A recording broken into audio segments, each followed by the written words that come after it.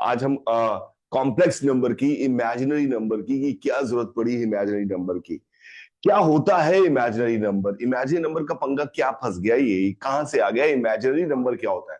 आपको भी पता है कि रियल नंबर्स तो आपको मतलब है जो आपके असली में नंबर्स है, 1 2 3 4 5 6 7 8, हाफ टू 1/3 -1/4, सारे नंबर जो है ये रियली एग्जिस्ट करते हैं। रियली एग्जिस्ट करने का क्या मतलब होता है? We have a sense of them.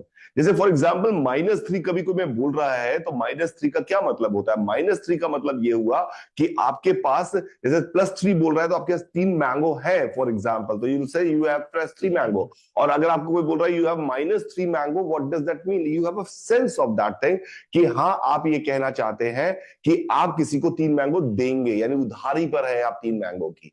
तो प्लस नंबर और माइनस नंबर का जैसे हमने एक रीजनेबल बात समझाई, उसी तरह से एक और तरह के नंबर्स की हम बात करेंगे जिन्हें हम इमेजिनरी नंबर कहते हैं, और उनके उनके कॉम्बिनेशन से, रियल और इमेजिनरी के कॉम्बिनेशन से हमारे पास जो है कॉम्प्लेक्स नंबर फॉर्म होते हैं। तो इनकी हम बात करने वाले हैं।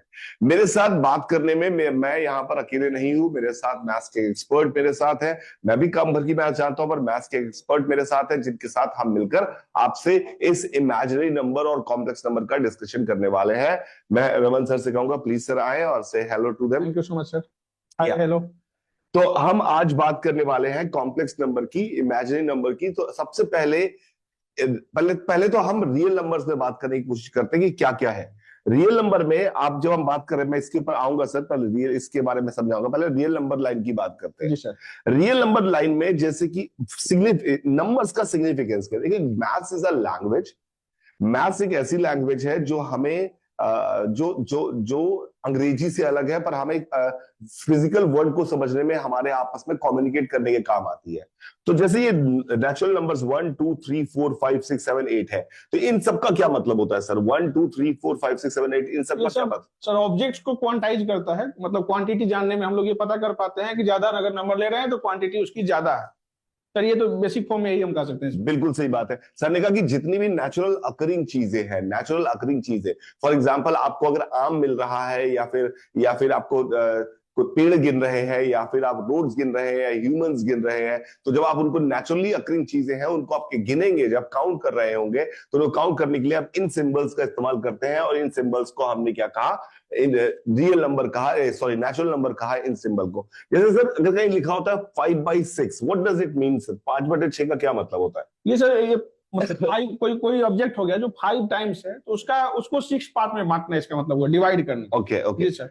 जनरली सर नंबर्स का मतलब मैं ये समझता हूँ कि क्वांटिटी बतलाने के लिए ही नंबर्स का आविष्कार किया गया, कि क्वांटिटी कोई चीज कितना है। पहले स्टार्टिंग में हमने नेचुरल नंबर को लिया, तो नेचुरल नंबर मतलब पहले काउंट करके हमने देखा, और फिर उसको पार्ट करके अलग अलग नंबर मतलब बनाया गया, बहुत बढ़िया। समय के हिसाब से बनाया तो गया। सबने जैसे कहा कि 5/6 का क्या मतलब होता है? 5/6 का मतलब होता है, इसका मतलब क्या है? जैसे अभी तक नेचुरल अकरिंग चीजें में हमने टीजर्स इस्तेमाल किए, 1 2 3 4 5 6, 7 आम, 15 केले, 20 अंगूर, या फिर 26 आदमी, इस तरह की बात कर रहे थे। जब कोई बोल रहा है 5/6 है, इसका मतलब होता है कि अगर हमारे पास एक चीज है, उसको उसको हमें बांटना है, तो उसको अगर हमने उसके 6 हिस्से किए हैं उस चीज के, तो 5 हिस्से किसी आदमी को दिए हैं, तो हम कहेंगे हमने तुम्हें 5 में से, हमने उसके 6 हिस्से करके 5 तुम्हें दिए हैं, तो हम उसे अंग्रेजी में बोलेंगे I have given you 5/6। I have given you 5/6 मतलब पहले मैंने उसके 6 हिस्से किए उस चीज के। जैसे केक काट रहे थे और केक काट कर मैंने आपको 5/6 केक दे दिया, इसका मतलब होता है मैंने केक के 6 हिस्से किए हुए हैं, और 6 हिस्से में से 5 हिस्से तुम्हें दे दिए, तो 5/6 तुम्हें दे दिया है। तो किसी ने अगर बोला यहां पर 1/3 है, 1/3 ऐसा क्या मतलब हुआ? इसका मतलब क्या हुआ कि हमने उसके 3 हिस्से किए और एक हिस्सा तुम्हें दे दिया। एक हिस्सा ले लीजिए, एक हिस्सा तुम्हें दे दिया। इस तरह से बात की जाती है। तो ऑब्वियसली जितने हिस्से किए गए वो किसी एक चीज के कितने हिस्से किए गए उसे हम फ्रैक्शन की तरह एज्यूम करते हैं। अच्छा, जब आप बांटते हैं फ्रैक्शंस में चीजों को और पूरी कंप्लीट करते हैं, तो उस फ्रैक्शन का समेशन जो होता है वो हमेशा जाकर 1 होता है। सर इससे एक पजल याद आ रही है मुझे, मैं आपको बताता हूँ। एक बार क्या हुआ, एक गांव था। एक गांव में एक आदमी था, वो मर गया, और मरने के बाद उसकी वसीयत पड़ी गई। तो वसीयत जब उसमें पड़ी गई, तो उसके वसीयत में लिखा हुआ था कि ये मेरे पास जितनी गाय है, मेरे सबसे बड़े बेटे को, एल्डर सन को उसने कहा कि मेरे एल्डर सन को हाफ ऑफ काउज दे दी जाए, हाफ ऑफ काउज दे दी जाए। एल्डर सन को हाफ ऑफ द काउज दे जितने दीजिए, उसके काउ थे जितने एल्डर सन को। हाँ फिर उसने कहा कि मेरे मिडिल सन को हमारे पास यहाँ पर वो कह रहा है 1/3 ऑफ काउज दे दीजिए, 1/3 ऑफ काउज काउ दे दीजिए, हाँ ठीक है। मिडिल सन को। हाँ और उसने कहा कि मेरे जो सबसे स्मॉलर सन है, जो मेरा सबसे छोटा बेटा है, यंगर सन एक्चुअली, यंगर, हाँ यंगर सन को मेरे 1/9 ऑफ काउज दे दी जाए, 1/9 ऑफ काउज दे काउ दी दे जाए। दीजिए, हाँ और वो मर गया। मर गया। जब वो मर गया तो भाई लोगों ने कहा कि चलो भाई अब थोड़े दिन तो दुख वुख मनाया उन लोगों ने, फिर कहा कि चलो बंटवारा करते हैं। तो उसके पास सिर्फ 17 गायें थी, 17 काउज थी सिर्फ। अब उसके पास 17 काउ थी और उसको कहा उसको बांटना था ये सारी। अब वो मौत आ गई उनकी कहानी। आप होगा कैसे? हाफ होगा कैसे, हाँ 1/3 होगा कैसे? काउ मारेंगे तो भाई सब पूरा समाज उनकी वाट लगा देगा, काउ तो नहीं मारी जा सकती है। हमारी नहीं जैसे। तो अब इसका क्या समाधान निकाला जाए, क्या समाधान निकाला जाए, क्या समाधान निकाला जाए? आपको क्या लगता है कैसे बांटे आप? तो उसी गांव में एक रहते थे लाल बुझक्कड़, एक थे हमारे पास लाल बुझक्कड़। उनके पास बहुत दिमाग था, वो सर बहुत इसी तरह का काम किया करते थे लाल बुझक्कड़ चाचा। वो हमेशा इस तरह की समस्याओं को समाधान कर लेते। अच्छा तो लाल बुझक्कड़ चाचा ने कहा आपस में भाइयों की लड़ाई होने लगी, सब पंचायत बैठ गई, पंचायत कह रही अब क्या करे भाई, कैसे बांटे, क्या समझ में नहीं आ रहा कुछ, क्या किया। लाल बुझक्कड़ चाचा ने कहा छोड़ो कोई बात नहीं, बवाल ना करो, मेरी एक गाय तुम लोग ले लो, अच्छा मेरी एक गाय तुम लोग ले लो। तो लाल बुझक्कड़ चाचा ने अपनी एक काऊ इनको पकड़ा दी, लाल बुझक्कड़ चाचा ने अपनी काऊ एक इनको पकड़ा दी। तो अब इनके पास लाल बुझक्कड़ लोग वाह वाह लाल बुझक्कड़ कितना अच्छा आदमी है, कितना बढ़िया है, अपनी गाय दे रहा है। तो लाल बुझक्कड़ चाचा ने 18 गाय कर दी। अब 18 में एल्डरसन को कितनी देनी थी सर? हाँ हाँ तो तो कितनी? 9 उसको मिल जाएंगे तो पाले वाले। 9 इसको पकड़ा दी सर, सही है। मिडिल सन को कितनी देनी थी सर? 1/3 हो जाएंगे। 1/3 6 हो जाएगा, 18 है। 18 का, हाँ हाँ ठीक है। हाँ तो कितनी दे देंगे सर? 6 दे दिया, 6 इसको हो दे जाएगा, दिया। हाँ इसको कितनी देनी थी सर? 1/9। यानी 2 काऊ इसको दे दी। तो इन्होंने 17 काऊ बांटी और अपनी काऊ लेके घर चले गए। लाल बुझक्कड़ चाचा अपनी काऊ लेके आए थे और अपनी काऊ लेके वो घर चले गए, क्योंकि इन्होंने 17 काऊ बांट भी दी और इन सबको खुशी भी मिल गई और वो अपनी काऊ लेके बाहर चले गए। गजब। तो ये लॉजिक क्या था? इसका लॉजिक ये था कि जब भी आप किसी चीज को फ्रैक्शन में बांट रहे होते हैं तो उन अगर आपने पूरी चीज बांटनी है तो उन सबका समेशन जो होना चाहिए वो 1 होना चाहिए, तभी आप बांट पाएंगे। लेकिन इसमें अगर आप समेशन इसका करके देखेंगे तो ये आएगा 17/18। तो 17/18, तो इसका मतलब है उसने 18 काऊ में से 17 काऊ बांटने का खेल खेला था और उसके 17 ही काऊ थी, पर 18 काऊ को लाए कहां से? इसलिए लाल बुझक्कड़ ने दिमाग लगाया और उन्होंने एक काऊ अपनी एक्स्ट्रा डालकर ऐसे काम कर दिया। तो this is the meaning of the real number. और उसके बाद हमने बात की उसमें फ्रैक्शंस का क्या मतलब होता है। अब हम बात करते हैं सर ये निगेटिव नंबर। जैसे अगर कोई बोल रहा है -4 है, तो -4 का क्या सिग्निफिकेंस है? -4 तो कोई नंबर होता नहीं है, -4 कैसे कोई चीज रियली अकरिंग करती है? -4 क्या होता है? तो हमने अब भाषाओं के लिए चीजें बनाई हुई है। तो -4 क्या रिप्रेजेंट करता है सर? फील को, मतलब फीलिंग ही है एक तरह से। जैसे हमारे पास अगर कोई धन है, प्लस में है, तो हम को देखते हैं कि हमारे पास है। अगर हमारे पास नहीं, किसी से उधार ले लिया, हाँ। और तभी भी हमारे पास है, लेकिन हम ये फील करते हैं कि नहीं हमारे पास दिख तो रहा है लेकिन है वो किसी और का, मतलब हमने कर्ज लिया है। चीज को बस पहचानने के लिए हम निगेटिव साइन लगाते हैं। बहुत बढ़िया। तो बेटा जो असली में तो नंबर सिर्फ इतने होते हैं, काइंड ऑफ ये भी तो नंबर असली नंबर तो नहीं है। रियल नंबर तो यही होते हैं जो हमें होते हैं, बिल्कुल नंबर। अब माइनस क्या था? हमने एक तरीके से समझाने की कोशिश की कि भैया हमारे पास 2 चीजें इंफॉर्मेशन थी। अब जब मैं माइनस में कोई नंबर बोलता हूं तो इसका मतलब ये होता है, जैसे कि हर जगह काम करेगा ये काम, कि जैसे कहा मैंने कहा मेरे पास -5 रुपए है। अगर मैंने कहा मेरे पास 5 रुपए है तो मतलब I literally have 5 rupees. If somebody से आई हैव -5 रुपए, तो इसका मतलब मुझे किसी को 5 रुपए देने हैं, यानी मेरा उधार है। तो प्रॉफिट लॉस ये केवल सेंस दिखाता है। अगर ये प्रॉफिट है तो ये लॉस है, अगर ये लॉस है तो वो प्रॉफिट है। तो ये एक अपोजिट सेंस दिखाता है। जैसे सर ने कहा सेंस की बात को दिखाता है, सेंस की बात करते हैं। तो निगेटिव नंबर एक सेंस की बात कर रहा था। अब जब हम इमेजिनरी नंबर पे बात कर रहे हैं या कॉम्प्लेक्स नंबर पे बात करने वाले हैं तो इसमें क्या चीज आ गई? इमेजिनरी नंबर भी एक तरह का एक सेंस दिखाता है, एक तरह का एक सेंस डेवलप करने की कोशिश करता है। वो सेंस हाँ कॉमन जनता के लिए इंपॉर्टेंट नहीं है। कॉमन जनता के लिए इंपॉर्टेंट नहीं है मतलब जो कि प्रॉफिट लॉस वाली बात तो कॉमन जनता के लिए इंपॉर्टेंट है, तो हम सबको सिखा देते हैं माइनस नंबर प्लस नंबर। अब ये थोड़े पढ़ी लिखी जनता है, पढ़ी लिखी जनता जिसको थोड़ी ज्यादा जरूरत आ रही है। तो वहां पर हमने कहा कि एक और तरह के सेंस की हमें जरूरत पड़ रही थी, उस सेंस को रिप्रेजेंट करने के लिए हमने इमेजिनरी नंबर जैसी बात की। फॉर एग्जाम्पल अगर अगर मैं आपसे पूछ रहा हूं, मेरी बात को समझने की कोशिश करिएगा कि एक ट्रायंगल है, तो आपको बताना है कि उसके दो बातें, अगर आपको ट्रायंगल के बारे में या फिर रेक्टेंगल की बात करें, तो रेक्टेंगल को एक्सप्लेन करने के लिए आपको क्या दो इंफॉर्मेशन मुझे देनी पड़ेगी, लंबाई और चौड़ाई। बिना उसके आप एक्सप्लेनेशन नहीं कर सकते। रेक्टेंगल को रिप्रेजेंट करने के लिए दो इंफॉर्मेशन देनी पड़ेगी कि सर इसकी लंबाई इतनी है, इसकी चौड़ाई इतनी है, तभी आप रेक्टेंगल एक्सप्लेन कर पाओगे। तो अभी तक हम जब आम दे रहे थे तो हमें बोलना था कि 5 आम है, लेकिन जब हम बोलेंगे I am giving you a rectangle, तो मैं कहूंगा कि रेक्टेंगल के बारे में कुछ बताओ, कितने आम, कितना रेक्टेंगल दिया है तुमने, तो मैं बोलूंगा 5 है। 5 का कोई मतलब नहीं होता, मैं बोलूंगा 5 और 6, तो आप समझ जाओगे कि इसकी चौड़ाई 5 है और लंबाई 6। ये जैसे कि तभी वो डिफाइन हो पाएगा। तभी वो डिफाइन हो पाएगा। या सर्कल है तो रेडियस होना चाहिए पहले, सर्कल का तो रेडियस से काम चल रहा था, पर रेक्टेंगल देने के लिए हमें 2 नंबर देने पड़ रहे थे। तो हमने कहा कई बार हमें किसी चीज को रिप्रेजेंट करने के लिए एक की जगह 2 नंबर देने पड़ते हैं, और उसमें उस नंबर का ऑर्डर बहुत इंपॉर्टेंट है। हमें पहले से डिसाइड करना पड़ता है कि यार देखो इसका ऑर्डर क्या है। हम कहेंगे कि पहला वाला नंबर जो है वो लंबाई रिप्रेजेंट कर रहा है रेक्टेंगल के पॉइंट ऑफ व्यू से, और दूसरा नंबर चौड़ाई रिप्रेजेंट कर रहा है। तो अगर हमने आपको 6 और 5 दिया, तो आप समझ गए कि आप एक रेक्टेंगल दे रहे हैं जिसकी लंबाई 6 है और चौड़ाई 5 है। तो ये जो है, ये एक तरीके का रिप्रेजेंटेशन है किन्हीं भी चीजों के लिए। अगर हमें 2 नंबर चाहिए तो हमें 2 नंबर देने पड़ेंगे आपको, कि रेक्टेंगल के बारे में जब भी इंफॉर्मेशन पास करनी है तो I have to give 2 numbers. और हम सब ने आपस में डिसाइड कर लिया कि पहला नंबर लंबाई रिप्रेजेंट करेगा, दूसरा नंबर चौड़ाई रिप्रेजेंट करेगा। ये एक तरीका है कहने, ऑर्डर्ड पेयर इसको कहते हैं, जिसको सर हम यहाँ पे क्या कहते हैं, ऑर्डर्ड पेयर कहते हैं। सर ने कहा इसको हम ऑर्डर्ड पेयर कहते हैं। ऑर्डर्ड पेयर है ये, हमारे पास ऑर्डर्ड पेयर है। ऑलवेज पेयर में ही रहेगा, मतलब 2 ही होगा और उसका ऑर्डर फिक्स है। फर्स्ट वाले को हम लोग माइंड में रखना है किस चीज को रिप्रेजेंट करता है, और सेकंड वाला किस चीज को करता है, ये अंडरस्टूड रहता है पहले से। बिल्कुल सही बात है। तो ऑर्डर्ड पेयर है, तो यानी 2 इंफॉर्मेशन हमें देनी पड़ी। अब 2 इंफॉर्मेशन एक साथ 2 नंबर दे रहे हैं, तब इस चीज को रिप्रेजेंट कर पा रहे हैं।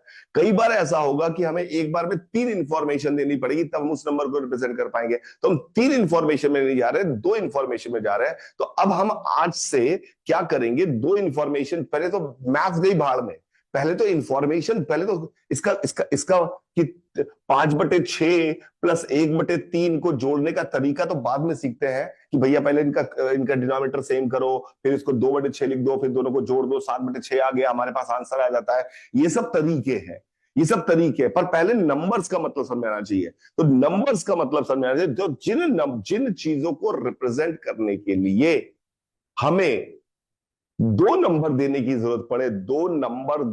जरूरत पड़े।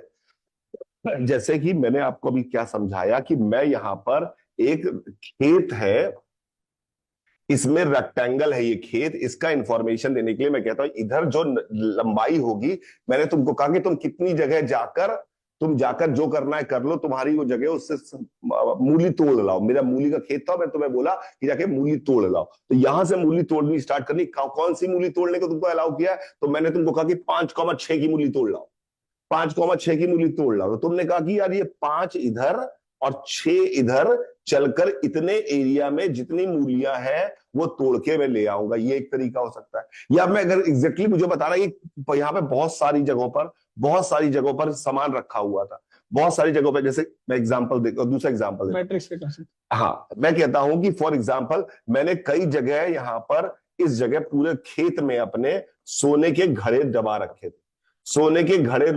थे, और मेरे सबसे सारे घड़े यहाँ पर मैंने हर जगह दबा रखे थे, ऐसे।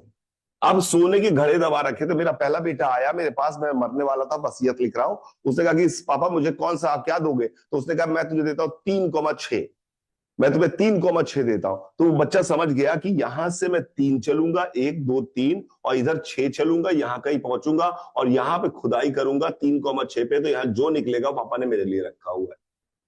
तो हमें उस बच्चे को इंफॉर्मेशन देने के लिए 2 बातें बतानी थी। एक बच्चे को मैंने कहा कि 0,6, तो 0,2, तो 0,2 मतलब इधर नहीं चलना है, इधर 2 कदम चलना है और यहां पहुंच जाना है और यहाँ पे खोल खोद के सामान निकाल लेना है। किसी को कहा मैंने 4,0, 4,0 तो उसने कहा एक 4 यहाँ चलना है, ऊपर नहीं चलना है, ये यहाँ पे खोदा और यहाँ पे निकाल लिया। तो मुझे 2 पीस ऑफ इंफॉर्मेशन थे, 2 नंबर बताने थे।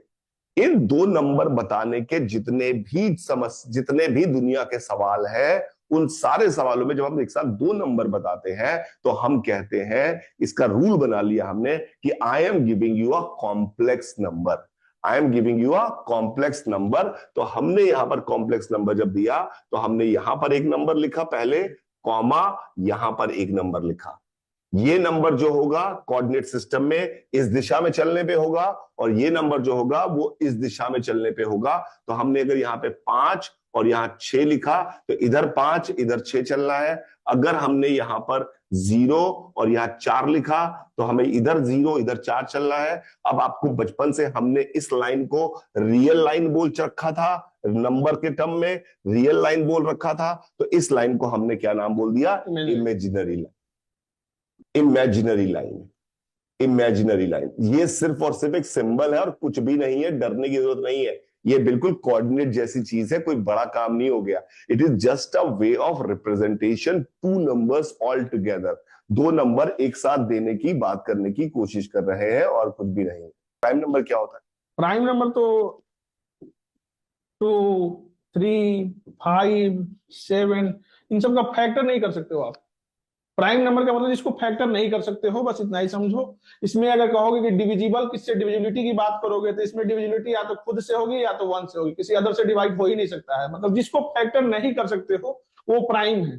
जो मतलब जैसे कि अगर बहुत सारी चीजें देखोगे, जैसे 4 है तो इसका तो फैक्टर नहीं। जैसे कि बचपन में हमारे सारे नंबर, ये प्राइम नंबर, कंपोजिट नंबर, सबके नाम और डेफिनेशन बता दीजिए एक बार इन बच्चों को सारे की। प्राइम नंबर क्या है, कंपोजिट क्या है, अच्छा, रियल नंबर क्या, सारी चीजें बता दीजिए। छोटे बच्चे हैं ये, कई सारे, इनको पता होना चाहिए पहले। देखो बेटा, सबसे पहले हम लोग नंबर्स को समझ लेते हैं। 5 मिनट में तुम लोगों को सबको समझा देते हैं, तक सर थोड़ा रेस्ट कर लेंगे, सर की तबीयत भी इतनी अच्छी नहीं है। नंबर्स देखो, नंबर्स किस लिए हम लोग पढ़ते हैं बेटा? नंबर्स हम लोग पढ़ते हैं क्वांटिटी को जानने के लिए। Number is the most important part of mathematics which define the quantity of any object. मतलब क्वांटिटी जानने का मतलब ये हुआ कि जाके आप कुछ भी खरीदते हो, जाके मान लो कि आईफोन खरीदते हो तो कहते हो 2 पीस दो। लेकिन अगर आप चावल खरीदते हो तो 2 पीस नहीं कहते, उसको किलो से कहते हो। आधा केजी दो, 1 केजी दो, 3.5 केजी दो, जैसे भी होता है। तो हम लोग इन चीजों को समझने के लिए सबसे पहले जब नंबर्स को पढ़े, और नंबर्स को जब हमने पढ़ा तो सबसे पहले स्टार्टिंग में हमने क्या किया, क्योंकि मानव को क्या हुआ कि क्वांटिटी को जानना जरूरी है। कितने भाई हो तुम, तुम्हारे घर में कितने लोग रहते हैं, तो सबसे पहले जैसे आदमी को वेट करके नहीं, आईफोन को वेट करके नहीं खरीदते हैं, वो क्या करते हैं, काउंट करके। तो सबसे पहले काउंटिंग के नंबर्स आ गए, तो नेचुरल नंबर्स हमने सबसे पहले ले लिए। नेचुरल नंबर जिसमें काउंटिंग नंबर्स आते हैं 1 2 3 4 5 6 7, ये काउंट कर करके हमने नंबर को यूज किया सबसे बेसिक में। फिर हम लोग जब आगे बढ़े, हम लोगों ने जब आगे बढ़ा तो हम लोग देखा कि अरे यार, ये तो 1, जिसके पास मान लो कि एक भाई है, जिसके घर में एक लोग है, जिस घर में एक आदमी सोता है, उसको मान लो कि उसमें एक, किसी घर रूम में 2 लोग सोता है, किसी में 3 लोग सोता है, कोई कोई रूम खाली है आपके पास, तो उसको कहा कि इसमें कितने लोग हैं भाई, तो नहीं है। जो पता चला कि इसमें कोई नहीं है, तो उसको कैसे दिखाएंगे? तो वहां से हमने सोचा कि एक नंबर को और डेवलप कर लेते हैं। डेवलपमेंट चल रही थी तो उस समय 0 को भी लगा दिया, तो वहां से होल नंबर का आविष्कार हो गया, 0 1 2 3। फिर बोला कि मान लो कि हमारे पास स्कूल गए, स्कूल में आपके पास 2 पेन लेके गए, तो आपके पास 2 पेन थे। एक दिन गए तो स्कूल में आपके पास पेन ही नहीं था, तो आप किसी से पेन ले लिए, आपके हाथ में पेन है और पेन वो अपना नहीं है, तो फिर सोचा कि अरे ये तो हमारे पास, हमारे धन नहीं है, किसी से लेना पड़ेगा। जैसा कि सर ने बताया कि सेंस को डेवलप करने के लिए, तो हमने कहा कि ये पेन हमारे हाथ में दिख तो रहा है लेकिन ये हमारा नहीं है, तो उसमें फिर माइनस लगा दिया। तो फिर माइनस लगा के हम लोगों ने क्या किया कि जितने भी नेचुरल नंबर्स थे, तो वहां से फिर इंटीजर का आविष्कार हो गया, इंटीजर्स का। तो 0 1 2 3 ये सब देख रहे थे, फिर इसमें -1 -2 -3 इस तरह से। तो ये इस तरह से हमने नंबर्स को डिफाइन किए बेसिक फॉर्म में। अब हम लोग इसके बाद थोड़ा कुछ और नंबर्स को देख लेते हैं, जैसे नेचुरल नंबर देखा, होल नंबर देखा, इंटीजर्स को देखा। अब इंटीजर्स को देखते समय हमने बोला कि अरे इसको तो नाम हमने पॉजिटिव दे दिए, ये सब पॉजिटिव इंटीजर्स है, इधर वाले को नेगेटिव दे दिया। अब 0 बीच में बचा हुआ था, तो 0 को हमने बोला 0 का कोई साइन नहीं है, तो इसको हम लोग नॉन पॉजिटिव और नॉन निगेटिव कहते हैं। मतलब कि ये साइनलेस है, ये ना पॉजिटिव की कैटेगरी में आता है ना ही निगेटिव की कैटेगरी में आता है। ये पहले हम लोगों ने देखा है। ठीक है सर, बिल्कुल। आगे बढ़ते हैं। अब देखो, अब आपने देखा कि प्राइम नंबर कौन है, जैसा कि आपने पूछा प्राइम नंबर। सर ब्रीफली बता पा रहा हूँ कि समय तो कमी है। अब प्राइम नंबर्स को देखना है, तो प्राइम नंबर, जब नंबर्स को हमने नेचुरल नंबर को डिफाइन किया तो कई बार हुआ कि जैसा कि सर ने अभी कहा कि उसके पास 18 गाय थे तो 2 लोगों में 9-9 बांट दिया। अगर मान लो कि उसके पास 5 गाय होता, उसको कोई भी तरीके से बांटने पॉसिबल ही नहीं था, मतलब हम लोग कहते हैं कि 2.5-2.5 तो कर नहीं सकते हैं, चाहे 2-2-2 भी नहीं कर सकते हैं, तो उसको हम लोग कैसे फैक्टराइज करेंगे, ये बात मतलब किस तरह से उसको मल्टीप्लीकेशन के फॉर्म में तोड़े। जैसे आप ये समझो कि आप करते हो मल्टीप्लीकेशन। मल्टीप्लीकेशन क्यों करते हो? 2 × 3 आपने किया तो ये 6 आया, इसको हम लोग मल्टीप्लीकेशन कहते हैं। और फैक्टर किसको कहते हैं? उसका इनवर्स प्रोसेस है, मतलब ये 6 से ये लाना, इसको हम लोग फैक्टर कहते हैं। तो किसी भी 2 नंबर को मल्टीप्लाई करने पर हम लोग एक नंबर लिख रहे हैं, या 3 नंबर को मल्टीप्लाई करके एक नंबर लिख रहे हैं, उस नंबर को फिर फैक्टराइज करने का मतलब कि मल्टीप्लीकेशन के फॉर्म में लिख देना। तो ये जो नंबर्स होते हैं, ये जो भी नंबर्स आप लिखोगे 2, 3, 5, 7, ये सब 11, ये जितने भी है, इनको आप फैक्टराइज नहीं कर सकते हो। फैक्टराइज ये करना पॉसिबल नहीं है, तो इन लोगों को हमने प्राइम नंबर के नाम दे दी। ठीक है सर, आगे हम लोग बढ़ते हैं। ऐसे ही अब आई बात रियल नंबर्स की। रियल नंबर्स की, अब रियल नंबर्स की बात जब हुई तो बच्चों ने देखा कि अरे ये तो हम लोग बचपन से पढ़ते आ रहे हैं। आप देखोगे एनसीईआरटी की बुक तो फर्स्ट क्लास से लेके 10th क्लास तक तो हर क्लास में पहला चैप्टर रियल नंबर ही रहता है, और हर साल वो पढ़ना है। आगे जाओगे आप, अगर मान लो कि बहुत हायर स्टडी करोगे फिर भी रियल एनालिसिस पढ़ना है, रियल नंबर्स के बहुत मोटे मोटे बुक्स आते हैं, हमें पढ़ना है। मतलब रियलिटी से आप भाग नहीं सकते, जो रियल है उसमें पढ़ने के लिए अनगिनत पॉसिबिलिटीज है। तो रियल नंबर है क्या? तो हमने क्या बोला कि जब हम लोग नंबर्स को पढ़ रहे हैं तो हम लोग इसमें स्क्वायरिंग पढ़ते हैं, स्क्वायरिंग की बात करते हैं। आप लोग स्क्वायरिंग करते हो। स्क्वायरिंग का मतलब होता है कि सेम नंबर से सेम नंबर को मल्टीप्लाई करना, तो ये 4 हो जाता है। 3 को 3 से करोगे तो 9 हो जाएगा, -3 को -3 से करोगे तो ये भी 9 हो जाएगा। ये सब क्या है? ये सब स्क्वायरिंग की बात हो रही है। तो यहां पर कहानी ये बना कि जिस नंबर को भी हम स्क्वायर कर रहे हैं ये तो पॉजिटिव ही मिल रहा है, जिस नंबर को भी हमने स्क्वायर किया वो सब हमेशा पॉजिटिव मिल रहा है। अगर 0 को ले लिया तो वो 0 मिला, इसको एक साइड रखते हैं। बाकी अब पॉजिटिव नंबर को स्क्वायर किए तो पॉजिटिव ही मिल रहा है, आप निगेटिव को स्क्वायर किए तभी भी आपको पॉजिटिव ही मिल रहा है। तब हम लोग कहेंगे अरे स्क्वायर जब हमने पढ़ा, जैसे हमने यहाँ रिवर्स पढ़ा, स्क्वायर पढ़ा तो हम स्क्वायर रूट भी पढ़ते हैं, तो हमने स्क्वायर रूट की बात की। तो हमने बोला कि अगर हम लोग 2 और 2 को स्क्वायर किए, चलो हम 9 को ले लेते हैं, 3 और 3 को स्क्वायर किए तो 9 आया, मतलब 3 और 3 को मल्टीप्लाई किए, यानी कि 3 का स्क्वायर 9 है और -3 का स्क्वायर भी 9 है। जब हम स्क्वायर रूट की बात करेंगे तो 9 का स्क्वायर रूट ऑफ 9, तो ये देखा गया, ये तो 2 आ रहा है, एक 3 और एक -3। इस तरह से हम लोग स्क्वायर रूट लाने लगे। अब हम लोगों ने सोचा कि स्क्वायर रूट हम लोग ला रहे हैं तो 2 तरीके से आ रहा है, तो फिर हमने एक पॉजिटिव स्क्वायर रूट और एक निगेटिव स्क्वायर रूट को हमने बनाया।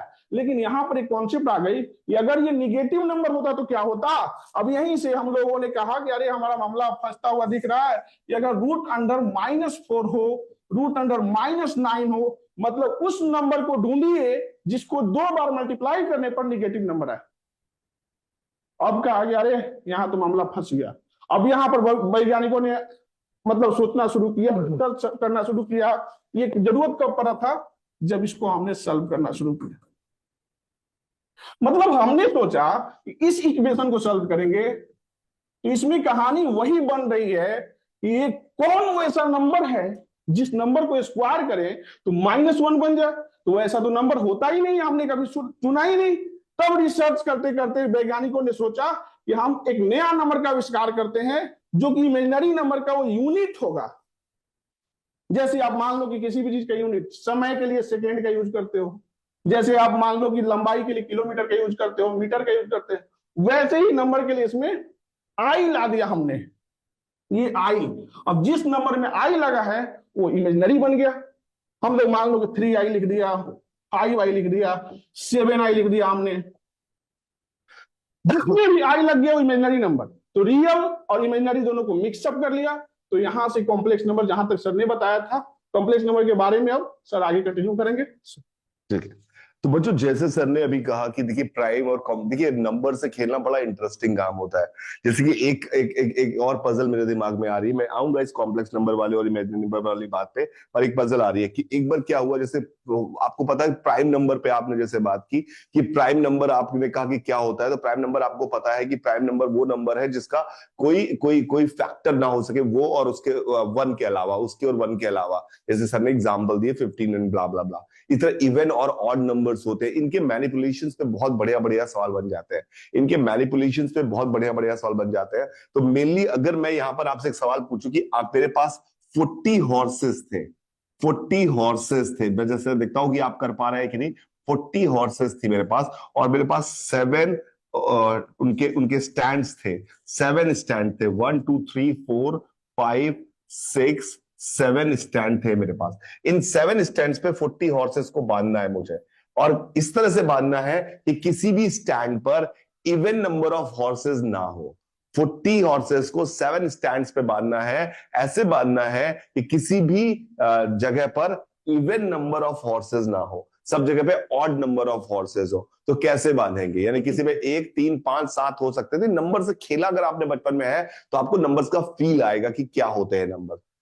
तो जैसे ही सवाल आपके सामने आया होगा, कि कभी किया हो या ना किया हो मुझे पता नहीं, पर 40 हॉर्सेस है, अगर आपको इस पे बांधने हैं तो आप पहले दिमाग में लगेगा, सोचते हैं, ट्राई मारते, तुक्केबाजी करते हैं, 1 यहां मान लेते हैं, 3 यहां मान लेते हैं, 5 यहां मान लेते हैं। पर अगर एक आप ढंग से सोचे तो आपको दिख रहा है कि 7, अगर इसमें भी ऑड है, इसमें भी ऑड है, इसमें भी ऑड है, इसमें भी ऑड है, इसमें भी ऑड है, इसमें भी ऑड है, इसमें भी ऑड है, तो 7 ऑड नंबर्स का, 7 ऑड नंबर्स का सब जगह बांधने हैं, स्टैंड में कोई खाली नहीं रखना है पहली बात, और सब जगह ऑड बांधने हैं। 7 ऑड नंबर्स का समेशन कभी भी, 7 ऑड नंबर का कभी भी 40 नहीं हो सकता। हाँ, इसका मतलब है कि it is not possible, not possible. these kind of play, these kind of puzzles are very much important at the time of upbringing of your studies। जब आप पढ़ाई कर रहे होते हैं ऐसे सवालों को करना बहुत जरूरी होता है, बिकॉज इससे आपका दिमाग खुलता है कि यार ये बढ़िया सोच है, ये तो मैंने सोचा नहीं था, ऐसे भी सोचा जा सकता है, ऐसे भी सोचा जा सकता है, इस तरह से समझने की कोशिश करेगा। जैसे एक और बढ़िया इंटरेस्टिंग सवाल है, देखिए आप उस सवाल को अगर आपने कर दिया तो मजे ही आ जाएगा। मेरे पास एक बड़ा क्यूब था, मेरे पास एक बड़ा क्यूब था, जिस क्यूब की साइड लेंथ जो है, साइड लेंथ जो है वो 5 मीटर की है, 5 मीटर की इस क्यूब की साइड लेंथ है, 5 मीटर की क्यूब की साइड लेंथ, यानी हर साइड 5 5 की है। इसको मुझे अब कट करना है, इसको मुझे कट करना है। तो आपको ये पता है कि अगर मैं इसमें जितने भी कट करते हैं क्यूब्स बनाने हैं, इसको स्मॉलर क्यूब्स में कट करना है, स्मॉलर क्यूब्स में अगर मुझे कट करना है, स्मॉलर क्यूब्स में कट करना है, तो और क्यूब्स का जो साइड है वो 1 मीटर, 2 मीटर, 3 मीटर, 4 मीटर कुछ भी हो सकता है, आधा मीटर नहीं हो सकता। स्मॉलर क्यूब जो बनाने हैं उनकी साइड लेंथ 1 मीटर हो सकती है, 2 मीटर हो सकती है, 3 मीटर हो सकती है, 4 मीटर हो सकती है, और 5 मीटर हो सकती है, ऐसा कुछ भी हो सकती है। मैंने आपको ये जैसे एग्जांपल देता हूं, अगर 1 1 मीटर के क्यूब बनाते तो आपको पता है कि टोटल इसको काट काट के 1 1 मीटर के क्यूब बनाते तो हमारे टोटल 125 क्यूब होते, क्योंकि वॉल्यूम तो हमारा सेम ही रहेगा, 125 क्यूब्स होते, क्योंकि इसका ओवरऑल वॉल्यूम जो है वो 5 गुणे 5 गुणे 5 125 है, तो एक का वॉल्यूम एक क्यूब है, एक है, तो ऐसे 125 क्यूब होते। लेकिन अगर मैंने आपसे सिर्फ इतना बोला कि मैंने इसको काट काट के क्यूब बनाए जिनकी साइड लेंथ 1 2 3 4 कुछ भी हो सकती है, मुझे नहीं पता, मैंने टोटल काट के 85 क्यूब्स बनाए हैं।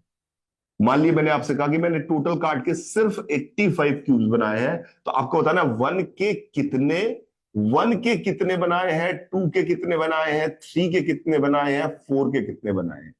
1 के कितने बनाए हैं, 2 के कितने बनाए हैं, 3 के कितने बनाए हैं, 4 के कितने बनाए हैं, टोटल 85 क्यूब्स बनाए हैं, टोटल 85 क्यूब्स बनाए हैं। अब ये सवाल जो है ये वही बच्चा कर सकता है जिसको नंबर से खेलना आता है, ये नंबर से खेलना। वोंट बिलीव कि ये सवाल फिजिक्स ओलंपियाड में आया हुआ है। सवाल क्या है, नंबर से खेलने का सवाल है, और अभी फिजिक्स ओलंपियाड एनएससीपी फेनएससीपी घटिया एग्जाम में नहीं, आईएनपीएचओ में आया हुआ है।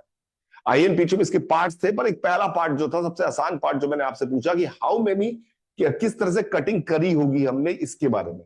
तो अब अगर मैं नॉर्मल सोचता तो मैंने माना कि इसके एक्स क्यूब ले लिए मैंने, इसके वाई क्यूब ले लिए, इसके जेड ले लिए, इसके टी क्यूब्स ले लिए, लेट्स से बिल्कुल इसके हमने एक्स क्यूब, इसके वाई क्यूब, तो इतना पक्का है कि X plus Y plus Z plus T is equal to total number of cubes है वो है 85।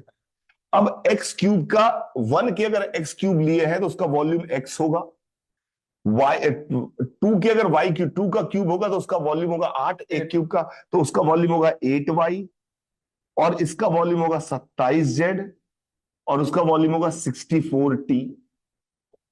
64t। बिल्कुल। तो इन सब का वॉल्यूम अगर हम मिला के देखा जाए तो ये टोटल वॉल्यूम के बराबर हो चाहिए था। अब आपके पास ये दो इक्वेशन है, मैंने आपकी हेल्प भी कर दी। इक्वेशन कैसे फॉर्म किया आपको समझ में आया? इक्वेशन फॉर्म करने के लिए मैंने क्या किया, x plus Y plus Z plus T उनके नंबर ऑफ क्यूब्स मान लिए, तो मैंने कहा टोटल नंबर ऑफ क्यूब्स 85 थे और टोटल वॉल्यूम 125 था। अब यही दो बातें हमें दी हुई है, लेकिन अगर आप इंटीजर्स को समझते हैं, नंबर्स को समझते हैं और आपको जोड़ घटाना आता है, तो अब आपके दिखने में तो ये सवाल सॉल्व होने वाला नहीं लग रहा मैथ्स के पॉइंट ऑफ व्यू से। अगर रफ से देखा जाए कि भैया मेरे पास सिर्फ दो ही इक्वेशन है और चार चार अननोन है, दो ही इक्वेशन है, चार चार अननोन है, ये बात सवाल तो सॉल्व नहीं होने वाला। ये बात समझ में आ रही है हमें, ये बात समझ में आ रही है कि सवाल सॉल्व नहीं होने वाला है, ये सवाल समझ में आ रही है। तो देखते हैं इसको क्या कर सकते हैं यहां पर। इस सवाल में हम यहां पर इसको सॉल्व करने की कोशिश करें कि x plus Y plus Z plus T हमारे पास दिया हुआ है, इसको हम कैसे सॉल्व करें कि क्या करें कि हमारा आंसर आ जाए। तो अगर सबसे पहले सोच रहे हैं इस इक्वेशन से इस इक्वेशन को मैं घटा देता हूं, मैं आपको मैथ्स दिखाता हूं कि कैसे काम करती है। इस इक्वेशन से इस इक्वेशन को घटा दिया, जैसे मैंने इस इक्वेशन से इस इक्वेशन को घटाया तो हमारे पास क्या आया, 7y 26 plus 26 Z Z 63 plus 63t बराबर 40। बिल्कुल।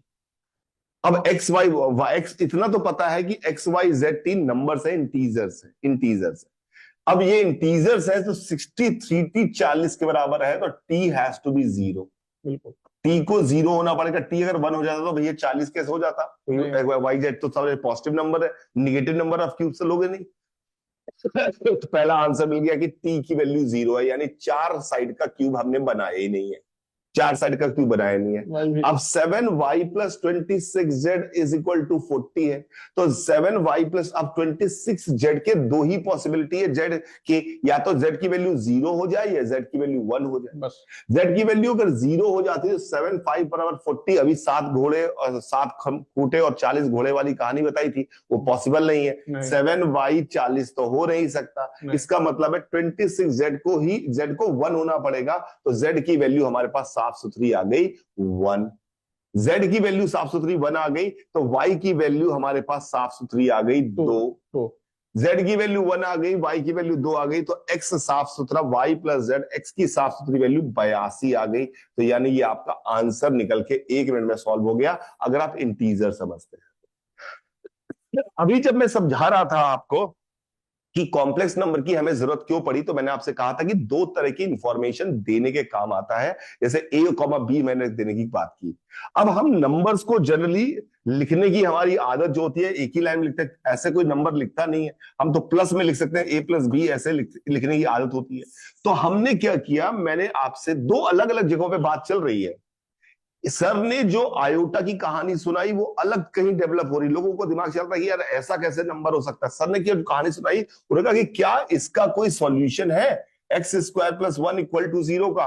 तो आंसर आया कि नहीं भैया, नो सॉल्यूशन, नो रियल। असली में तो भैया हमारी जिंदगी में तो हम जितनी मैथ समझते हैं उसमें तो कोई सॉल्यूशन नहीं मिल रहा है।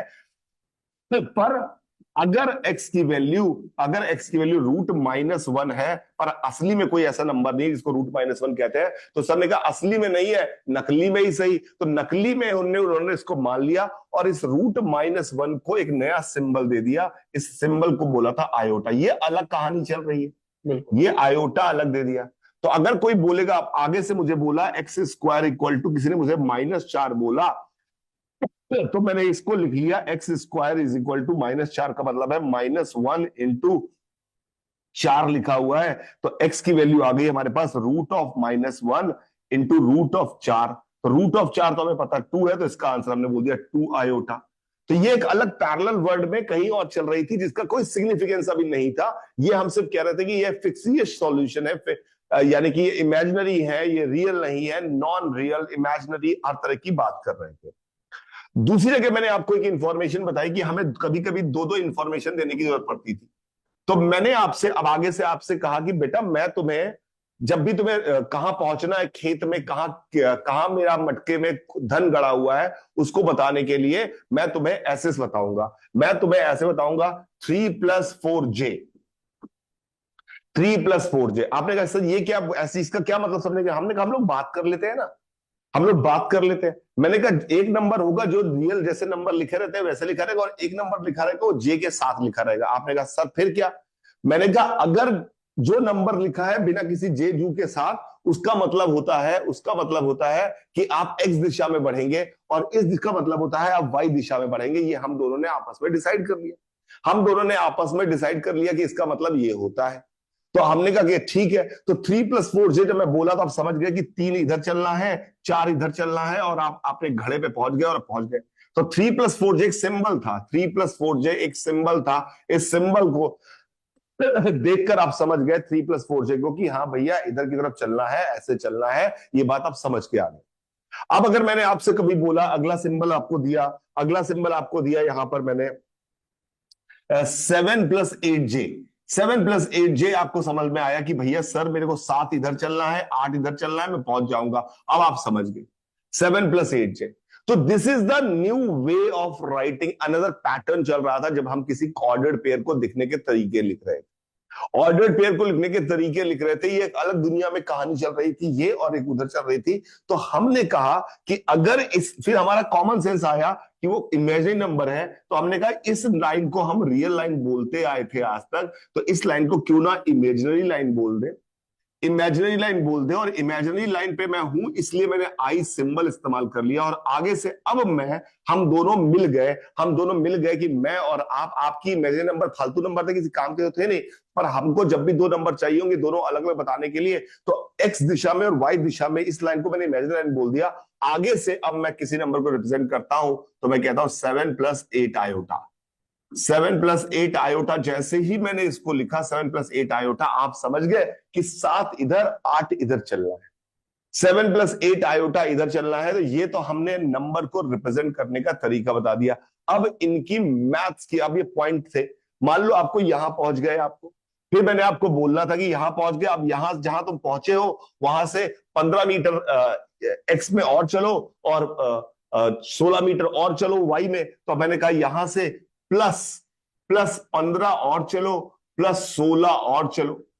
ये तो अब आपने कहा कि इनको जोड़ने का तरीका, तो आपने कॉमन सेंस कहा कि सर टोटल इधर की तरफ चले हैं ये नंबर जोड़ के, और इधर की तरफ चले हैं ये नंबर जोड़ के। तो आपने इनको जोड़ने के तरीके डेवलप करने लगे, आपने नए फॉर्मूले बनाने लगे कि जब भी ऐसे नंबर को जोड़ा जाएगा उसका तरीका हमें डिफाइन करना है। जोड़ना कोई भगवान ने नहीं सिखाया, ये हम डिफाइन कर रहे हैं। मैथ्स क्या, मैथ्स हमने अपनी भाषा बनाई है दुनिया को समझने के लिए, कुछ कॉमन लोगों की भाषा है जिससे हम दुनिया में क्या हो रहा है उसको समझे। तो हमने इसको जोड़ने का तरीका बताया कि रियल रियल के साथ जुड़ेगा और इमेजिनरी इमेजिनरी के साथ जुड़ेगा। ऑब्वियस बात है, रियल में चलना और इमेजिनरी में चलना, एक्स में चलना वाई में चलना अलग अलग बात है। तो हमने कहा रियल रियल के साथ जुड़ेगा, इमेजिनरी इमेजिनरी के साथ जुड़ेगा। तो हमने कहा कि इन दो कॉम्प्लेक्स नंबर को, इसको अब कॉम्प्लेक्स नंबर जेड से रिप्रेजेंट करने लगे, जेड से। ये हम रियल पार्ट करने लगे, इसको हम इमेजिनरी पार्ट कहने लगे। ये बहुत काम की चीज थी, आगे चलकर हम जब देखेंगे तो ये बहुत काम की चीज है, क्योंकि हर जगह जहां पर भी 2 इंफॉर्मेशन एक साथ देनी होगी हमें कॉम्प्लेक्स नंबर बताना होगा। जैसे घरों में आपके जो इलेक्ट्रिसिटी की सप्लाई आती है, उस इलेक्ट्रिसिटी की सप्लाई में हमें 2 इंफॉर्मेशन देनी पड़ती है, क्या कि कितनी वोल्टेज आ रहा है, और क्या फेज है, एक एंगल बताना पड़ता है, फेज क्या हो, फेज कितना है, एक एंगल है वो बताना पड़ता है। तो 2 इंफॉर्मेशन हमें घरों में सप्लाई देनी है, तो 2 इंफॉर्मेशन जब भी तुम्हें देनी होगी तो आप कॉम्प्लेक्स नंबर का इस्तेमाल कर सकते हैं। क्या आप मुझे 3-4 जगह बताइए जिसके बारे में बताने के लिए 2 इंफॉर्मेशन की जरूरत पड़े, जिसके बारे में बताने के लिए 2 इंफॉर्मेशन की जरूरत पड़े, ऐसी कोई चीज बताइए, कोई चीज सोच के बताइए, कोई चीज सोच के बताइए जहां पर आपको 2 इंफॉर्मेशन की जरूरत पड़े। तब तक सर आपको पुरानी तब तक मैं आपको कुछ कहानी और सुनाता हूँ। हाँ। जैसे जैसे नंबर्स, देखो बेटा, जैसे जैसे नंबर्स का आविष्कार हुआ, आपने सबसे पहले आपको मैंने बोला था कि नेचुरल नंबर आया। नेचुरल नंबर के बाद क्या आया, मैंने बताया कि होल नंबर आया। नेचुरल नंबर के बाद होल नंबर का आविष्कार हुआ। होल नंबर के बाद मैंने क्या बोला, इंटीजर्स का आविष्कार हुआ। इंटीजर्स को देखा, इंटीजर्स के बाद आप जानते हो कि रेशनल नंबर, ठीक है, रेशनल नंबर आया, ठीक है। रेशनल नंबर्स के बाद क्या आया, तो फिर रियल नंबर का आविष्कार हुआ। ऐसे ही सब बढ़ता गया। रियल नंबर के बाद क्या हुआ, कॉम्प्लेक्स नंबर, यहां से कॉम्प्लेक्स नंबर आ गया। तो इसमें क्या हुआ कि ओवरऑल अगर देखा जाए तो एक दूसरे नजर से अब हम लोग देखेंगे, जैसा कि आप जानते हो कि होल नंबर भी नेचुरल नंबर लाई करता है, होल नंबर भी नेचुरल नंबर भी होता है। जैसे जानते हो कि इंटीजर्स में होल नंबर भी होते हैं, रेशनल नंबर में इंटीजर्स भी होते हैं, और रियल नंबर में रेशनल और इरेशनल दोनों होता है, तो रियल उसमें लाई करता है, ऑब्वियस बात है। तो रियल नंबर जो है, ये रियल नंबर लाई करता है कॉम्प्लेक्स नंबर में। मतलब अब हम लोग जो उन नंबर्स को देखने जा रहे हैं, जैसा कि सर ने बताया कि आपका ये नंबर जो है 5+7 आपने लिखा, तो ओवरऑल कॉम्प्लेक्स नंबर, जैसे देखने में आम आदमी को लगता है कॉम्प्लेक्स बोला गया तो कॉम्प्लेक्स होता होगा। देखो इसमें होता क्या है, पहले तो ये दो अलग अलग नंबर्स जो है, एक वो जो असली में लाई करता है जो रियल है, और एक वो जिसको हमने इमेजिनेशन किया, जिसको हमने सोचा, जिसको हमने अपनी जरूरत के हिसाब से बना दिया, उन दोनों नंबर का हमने कॉम्बिनेशन बना दिया, एक साथ दोनों को जोड़ दिया। ये रियल और ये इमेजिनरी, रियल और इमेजिनरी मिलके कॉम्प्लेक्स नंबर का फॉर्मेशन कर दिया। अब हमने क्या बोला कि अगर हमने फॉर्मेशन ही किया है तो हम लोग ऐसे भी तो लिख सकते थे 7+0i।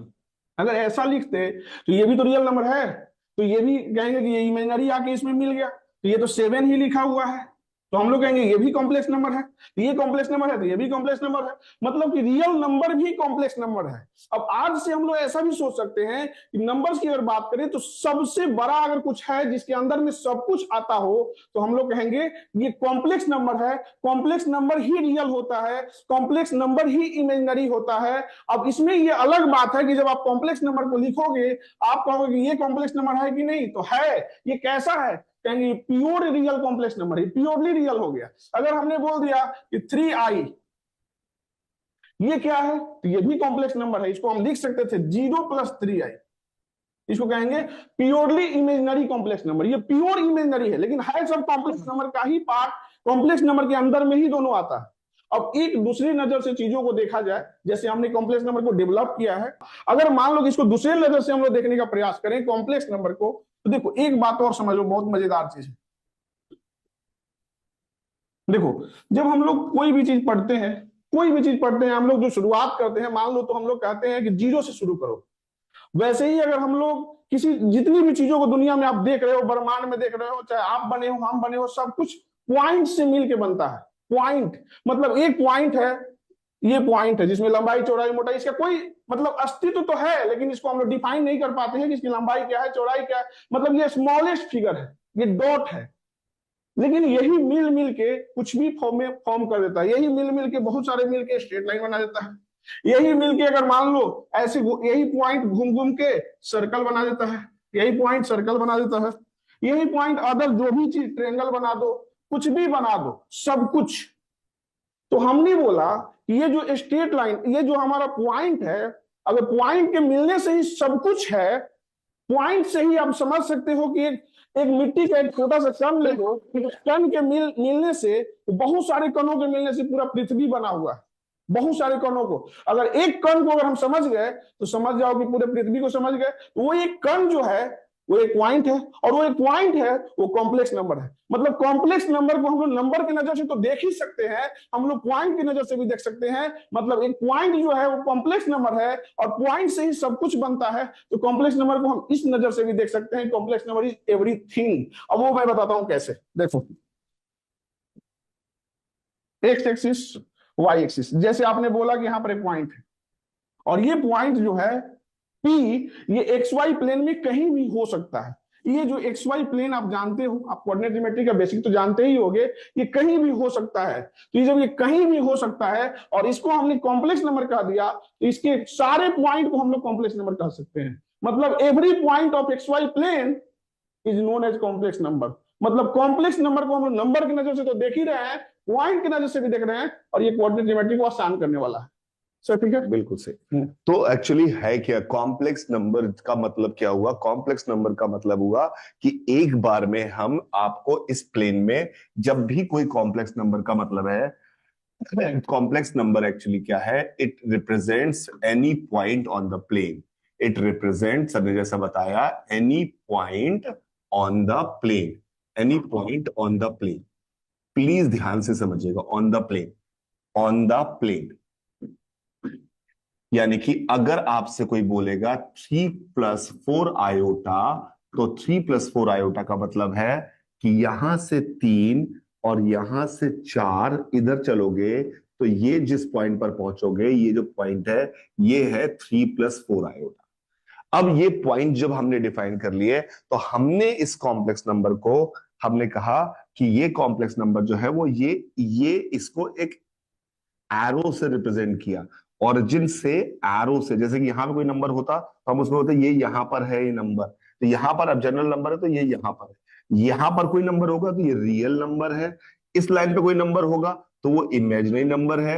यानी रियल नंबर और imaginary number is the subset, is a subset of the complex number. इस पूरे प्लेन को हम एक नया कुछ नाम भी सीखते हैं, इसको हमने आर्गन प्लेन बोला। इसको हमने आर्गन प्लेन बोला। ये प्लेन जो है इसका नाम दिया आर्गन प्लेन।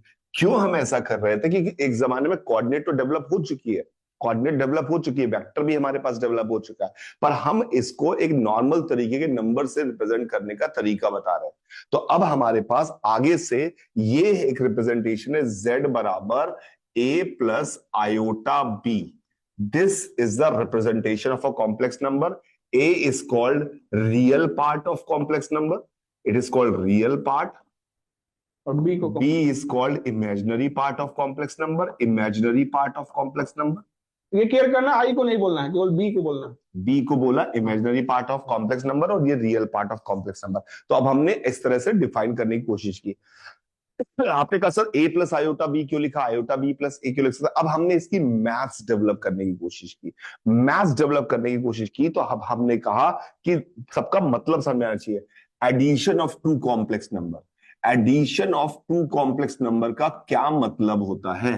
पहले तो addition of two complex number, पहले तो फीलिंग समझेंगे और मतलब कि कॉम्प्लेक्स नंबर। इसमें इन्होंने क्या बोला कि अगर Z1 आपके पास दिया हुआ है 3+4 आयोटा और Z2 आपके पास दिया हुआ है 6+7 आयोटा, और आपको Z1+Z2 निकालना है, तो सर ने रूल बनाया कि भैया रियल वाले आपस में जुड़ेंगे, इमेजिनरी वाले आपस में जुड़ेंगे, तो इसकी वैल्यू हो जाएगी 9+11 आयोटा।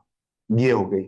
इससे अच्छा कॉम्प्लेक्स नंबर के फॉर्म में जो हम किसी नंबर को लिखते हैं तो इसमें कोई छोटा बड़ा नहीं होता। रियल नंबर में तो छोटा बड़े का फील है कि 4 इज लेस देन 5, ये हमें समझ में आ रहा है रियल नंबर में। क्योंकि कॉम्प्लेक्स नंबर में कोई छोटा बड़ा नहीं जैसी कोई बात नहीं करते, तो इसमें हम कंपैरिजन छोटे बड़े वाला नहीं करते, इसमें हम जोड़ना सीखते हैं। तो क्या है रूल? पहला रूल, एडिशन का मतलब होता है, या सब्ट्रैक्शन एडिशन एक ही बात है, कि रियल पार्ट रियल से जुड़ेगा, इमेजिनरी पार्ट इमेजिनरी से जुड़ेगा। अब इसका फीलिंग क्या है?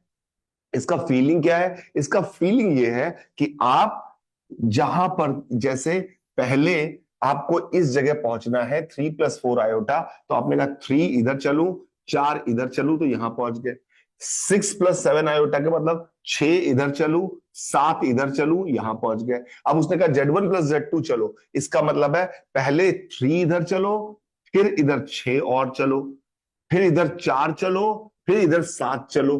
तो ये अगर Z1 है, ये अगर Z2 है, तो ये आपका Z1+Z2 हो जाएगा।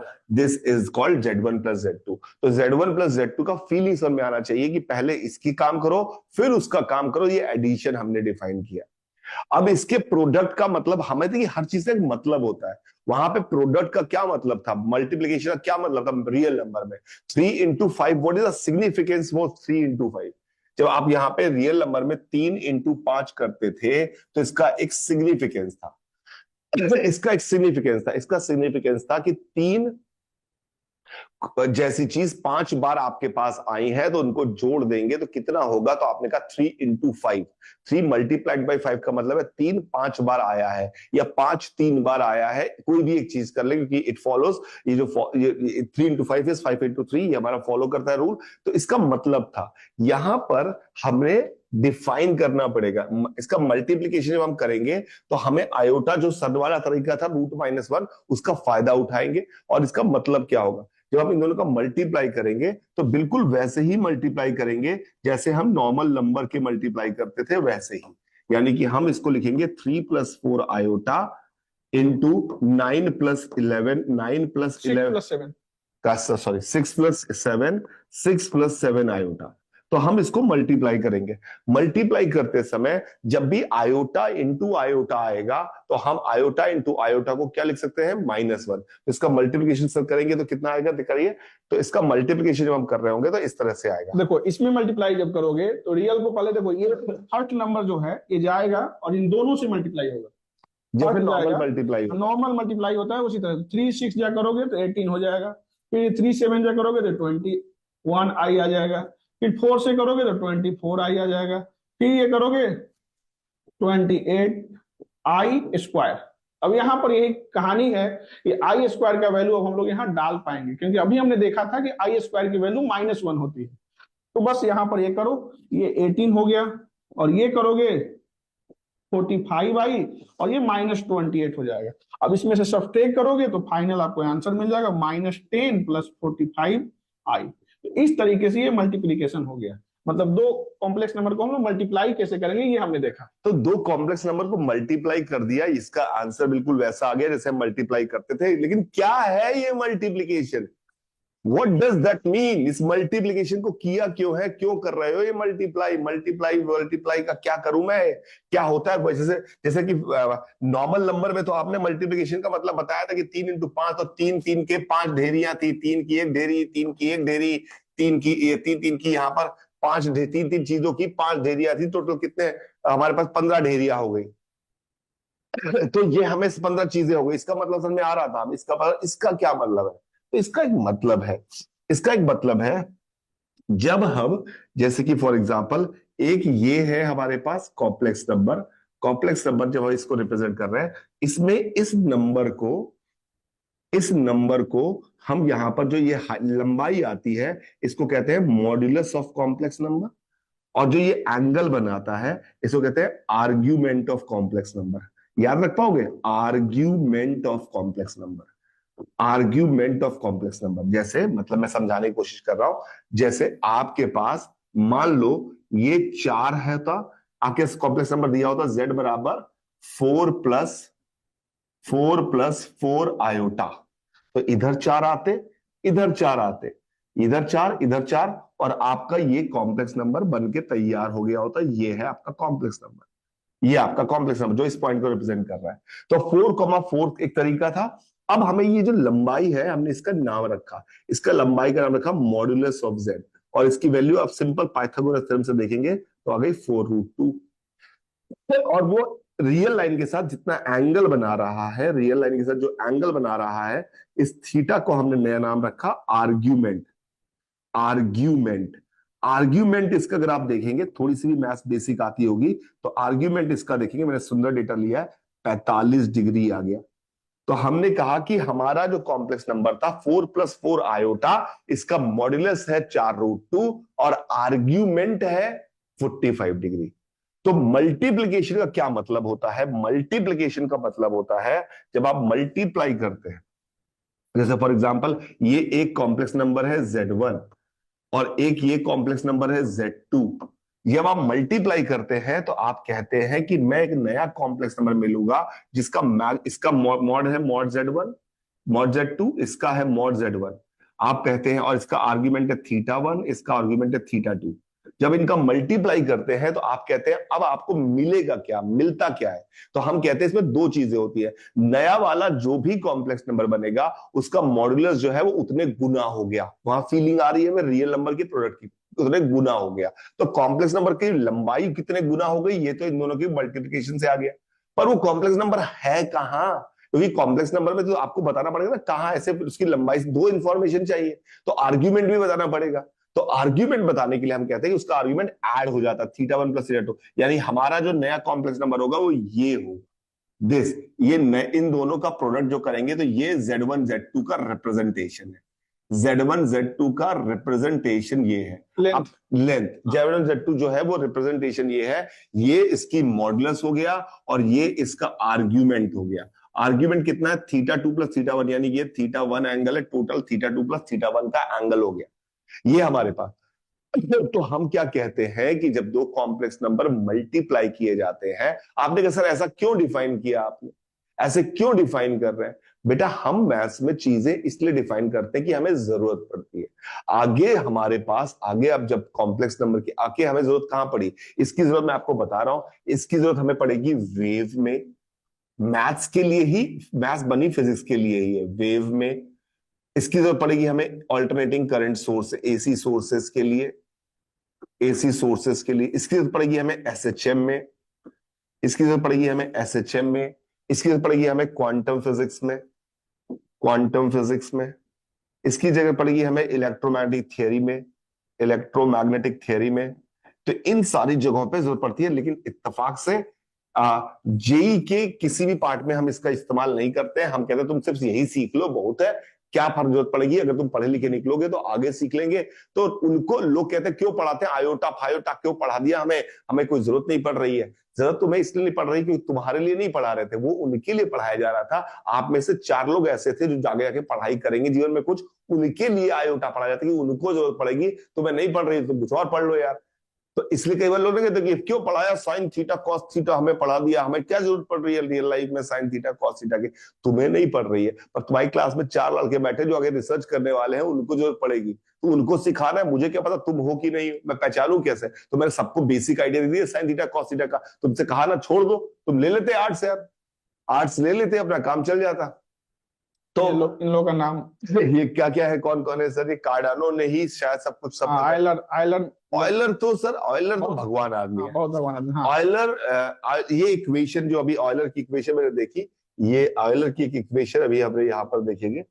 मुझे उम्मीद है कि ऑयलर की इक्वेशन जरूर लिखी होगी हमने। ये दुनिया की सबसे खतरनाक इक्वेशंस में काउंट होती है। दुनिया की सबसे खतरनाक इक्वेशन में काउंट होने वाली इक्वेशन है ऑयलर की equation. To the power i pi plus 1। दुनिया में बड़े लिखे लोग इसका मतलब, ये ऑयलर को इतनी पसंद, ऑयलर एक बहुत बड़े मैथमेटिशियन थे। जैसे एक्सपोनेंट जो ऑयलर, ई पढ़ा है आपने, ई ई एक्स, नहीं सुना हो या सुना, मुझे नेचुरल लॉगरिथम में ई एक एक्सपोनेंट इस्तेमाल होता है, ई ऑयलर ने दिया था। वो भी कैसे आया था पता आपको, पता है दुनिया में जितनी, आपको लगता है कि मैथ्स बहुत कठिन होगी, मैथ्स की दुनिया में जितनी भी चीजें बनी है ना, सब जोड़ घटाना गुणा भाग से बनी है। सब जोड़ घटाना गुणा भाग से बनी, जिसको जोड़ घटाना गुणा भाग आता है वो सब कुछ कर लेगा। ये जो ई का एक इन्वेंशन है ना, ई का खोज जो है, वो आपके कंपाउंड इंटरेस्ट के फॉर्मूले से बनी है।